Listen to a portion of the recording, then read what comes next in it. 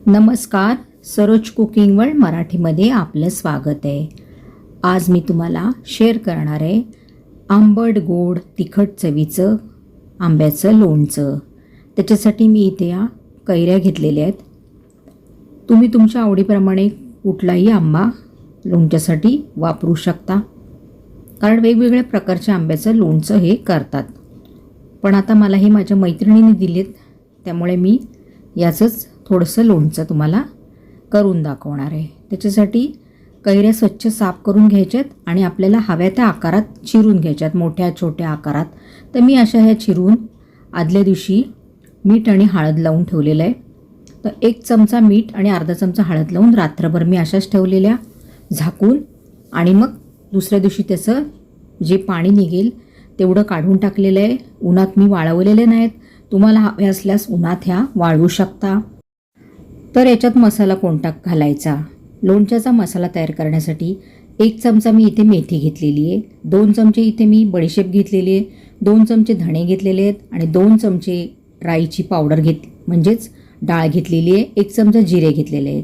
चवीनुसार मीठ, गोड तुम्ही तुमच्या आवडीनुसार घ्यायचं आहे. इथे 1 बाऊल मी छोटा गूळ घेतलेला आहे चिरून, 2 ते 3 चमचे काश्मीरी लाल तिखट घेतलेलं आहे, 2 चमचे राई म्हणजेच मोहरी घेतलेली आहे फोडणीसाठी आणि हिंग घेतलेलं आहे. आता एका कढईमध्ये गरम करायची कढई आणि त्याच्यामध्ये आपल्याला मेथी, बडीशेप, धणे आणि जिरे असं जरासं शेकवून घ्यायचं आहे. 4-5 मिनटं आपल्याला मंद ह्याच्यावर हे शेकवून घ्यायचं आहे. म्हणजे काय, त्याला काळ्या वगैरे करायचं नाही आणि भाजायचं पण नाही. साधारण ते गरम होईपर्यंत आपल्याला असं परतून घ्यायचं आहे. आता थोड्या वेळ परतल्यावर आपल्याला त्याच्यात ही मोहरी घेतली ना, त्याच्यातली थोडी मोहरी टाकून तीसुद्धा ह्याच्याबरोबर भाजून घ्यायची आणि नंतर आपल्याला त्याच्यात थोडी राईची डाळसुद्धा घालून घ्यायची. हे असं सगळं सतत असं ढवळून घ्यायचं, म्हणजे आपल्याला चांगलं भाजून घ्यायचं आहे व्यवस्थित असं. आता ह्याच्यात राईची डाळ घालून घ्यायची, थोडी आपल्याला नंतर घालायची म्हणून ठेवून देऊया. ही सुद्धा थोडा वेळ त्याच्याबरोबर आपण भाजून घेऊया. आता हे भाजून झालं आहे, आपण आता हे थंड करायला ठेवूया. त्याच तापलेल्या कढईमध्ये आपण ती ठेवलेली राईची डाळ आहे ना, ती घालून जरा तिलासुद्धा आपण थोडी गरम करून घेऊया. तुम्ही इथे मीठ आहे ना, ते पण गरम करून घालू शकता जर तुम्हाला लोणचं अगदी चांगलं टिकवायचं असलं तर. आता हे सगळं साहित्य आपण काढलेलं आहे, चांगलं थंड करून आपण आता हे मिक्सरला फिरून घ्यायचं आहे. ह्याच कढईमध्ये मी 1 वाटी छोटी तेल घातलेलं आहे, म्हणजे आपण डाळ वगैरे घेतो ना जेवताना तेवढी वाटी मी हे तेल घातलेलं आहे. आता हा मसाला आपण वाटलेला आहे, अगदी 2-3 वेळा फक्त नुसता फिरवून घ्यायचा, कुठेही ह्याला बारीक करायचं नाही. तुम्ही बघू शकता असा सरभरीत हा दिसला पाहिजे. तर आता हा मसाला बाजूला ठेवूया. आता कढईत तेल गरम झालेलं आहे, आपण मोहरी घालूया. आपण बाजूला ठेवलेली मोहरी होती ना, ती घालून फोडणी करूया. मोहरी चांगली तडतडली आहे. तेल गरम झालं की गॅस कमी करायचा आहे आणि हिंग घालून घ्यायचं आहे. हिंग घातल्यावर आपल्याला लगेचच त्याच्यात काश्मीरी मिरची पावडर घालून घ्यायची आहे. ही तिखट काश्मीरी मिरची पावडर आहे, त्यामुळे तुम्ही तुमच्या आवडीने लोणचं तिखट करू शकता. मी इथे 2 ते 3 चमचे वापरलेली आहे. लगेचच गॅस बंद करून आपल्याला हा मसाला खाली उतरून घ्यायचा आहे. फोडणी आपल्याला खाली उतरून घ्यायची आहे आणि बघू शकता किती छान रंग आलेला आहे. तर आता हे ढवळून घेतलं आहे. थोडं थंड झालं की त्याच्यात आपल्याला काय करायचं आहे, हे ठेवलेली मोहरीची डाळ होती ना थोडी, ती घालून घ्यायची आहे. कोमट असताना आपल्याला घालायचं आहे आणि नंतर आपल्याला त्याच्यात ना आपण जो केलेला हा मसाला आहे ना, पावडर सगळी धणे जिरे मेथीची वगैरे ती घालून घ्यायची आहे आणि ढवळून घ्यायचं आहे. चांगलं तेलामध्ये हा मसाला मिक्स करून घ्यायचा आहे आणि थोड्या वेळाने आपल्याला त्याच्यात पुढचं साहित्य घालायचं आहे. म्हणजेच आपल्याला गूळ घालायचं आहे. तर गूळ तुम्ही इथे कमी जास्त करू शकता. तुम्हाला जास्त आवडत असलं गोड तर जास्त घाला, कमी आवडत असलं तर कमी घाला. तर मी इथे थोडंसं गूळ बाजूला ठेवलेलं आहे, म्हणजे एकूण पाऊण वाटी मी हा गूळ वापरलेला आहे. कारण ह्या कैऱ्या आंबट आहेत, आंबे हे आंबट असल्यामुळे आंबट गोड छान चव लागते. आता इथे तेल जरा कोमट असल्यामुळे हा घातलेला गूळ चांगला त्याच्यात वितळला जाईल. म्हणून आपण हे सतत असं ढवळून त्याला विरघळून घेऊया गुळाला, म्हणजे जास्त वेळ आपल्याला लागणार नाही. तर आता थोडा वेळ मी असंच ठेवलेलं. थोड्या वेळाने बघूया, अर्धा तासाने आपला गूळसुद्धा त्याच्यात चांगला मिक्स झालेला आहे. आता आपण मसाल्यात या लोणच्यात किती मीठ घालायचं, तर याच्यात मी अगदी 2 चमचे फक्त मीठ घालणार आहे. तुम्ही तुमच्या आवडीनुसार चव घेऊन घालू शकता. पण आपण आधी कैऱ्या ज्या रात्री मीठ आणि हळद लावून ठेवली त्याच्यात पण आपण मीठ घातलेलं, त्यामुळे बघूनच मीठ घाला. हे मीठ घालून चांगलं ढवळून घ्यायचं आहे. आता आपण ह्याच्यात या कैरीच्या फोडी घालून घेऊया.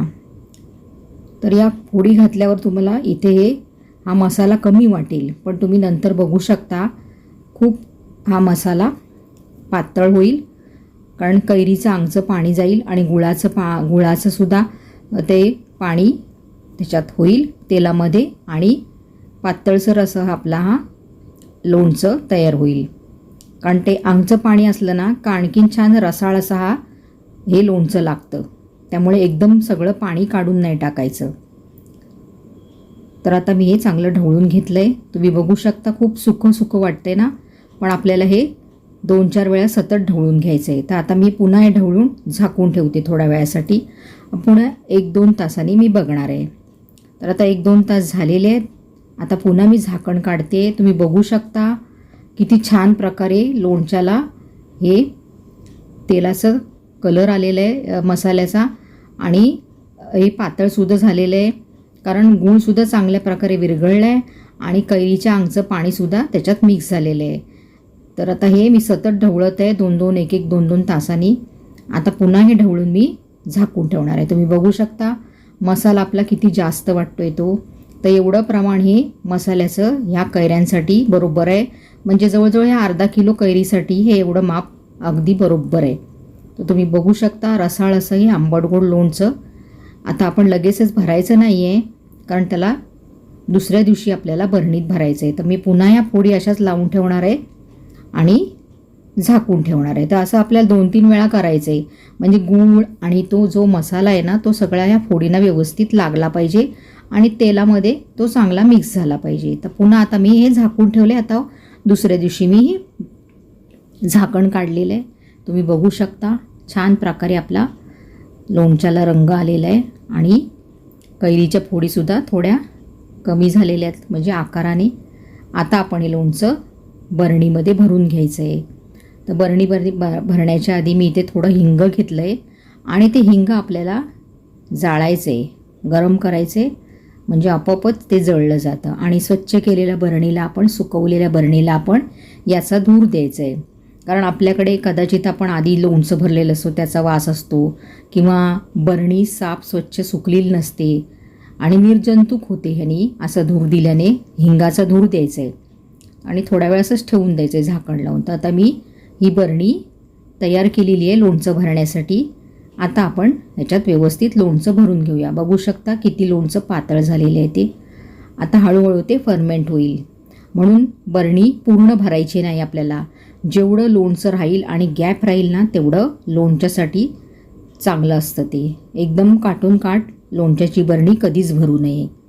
आता हे लोणचं असं व्यवस्थित भरून घ्यायचं आहे आणि नंतर आपल्याला हे उरलेलं सगळं तेल वगैरे त्याचं मिश्रण मसाला सगळं वरनं घालून घ्यायचं आहे. या पद्धतीने असं लोणचं व्यवस्थित भरून घ्यायचं आहे. तर आता मी हे सगळं लोणचं असं भरून घेतलेलं आहे. आता आपल्याला पुढे काय करायचं आहे, तर या लोणच्याच्या बरणीला आपल्याला स्वच्छ करूनच झाकण लावायचं आहे. तर त्याच्यासाठी आपल्याला काय करायचं आहे, त्याच्यासाठी आपल्याला टिश्यू पेपर किंवा आणखीन घरातला काही कपडा स्वच्छ असं घ्यायचा आहे आणि त्यांनी ही बरणी पुसून घ्यायची. त्याच्या आधी आपल्याला ह्या सगळ्या फोडी अशा व्यवस्थित चमच्याने सारख्या लावायच्या आहेत. वरती फोड आली नाही पाहिजे आणि त्याच्यावरती तेल राहिलं पाहिजे. बघू शकता अगदी थोड्या तेलामध्ये आपलं हे लोणचं झालेलं आहे. ह्याला वरून तेल घालण्याची काहीच आवश्यकता नाही. तर अशा पद्धतीने बरणी चांगली स्वच्छ पुसून घ्यायची आहे. कुठेही कण असा आजूबाजूला लागला नाही पाहिजे, त्यांनी लोणच्याला बुरशी पकडते. आणि लोणचं जरी तुम्ही काढलंत ना तरी व्यवस्थित अशी बरणी पुसून पुन्हा लोणच्याची बरणी ही ठेवून द्यायची. त्यामुळे लोणचं चांगलं टिकतं. आणि खराब होत नाही. तर आता मी लोणच्याची बरणी चांगली पुसून घेतली टिश्यू पेपरनी आणि आता तिला झाकण लावून बंद करून ठेवणार आहे. तुम्ही बघू शकता किती छान प्रकारे आपलं हे आंबट गोड तिखट चवीचं लोणचं तयार झालेलं आहे. तर एवढं तेल असलं ना तर त्याच्यावर तेल घालण्याची काहीच गरज नाही. जर तेल कमी वाटलं तर गरम करून थंड करून तेल वरती ठेवायचं. नेहमी लोणचं भाजल्यावर तेल पोळींच्या एवढं वरती असावं तरच लोणचं चांगलं टिकतं. तर कशी वाटली तुम्हाला ही लोणच्याची पद्धत? तर नक्की ट्राय करा. रेसिपी जास्तीत जास्त शेअर करा. चॅनलला सबस्क्राईब केलं नसेल तर लवकरात लवकर सबस्क्राईब करा आणि सरोज कुकिंग वर्ल्डला पुन्हा भेट द्या. Thanks for watching.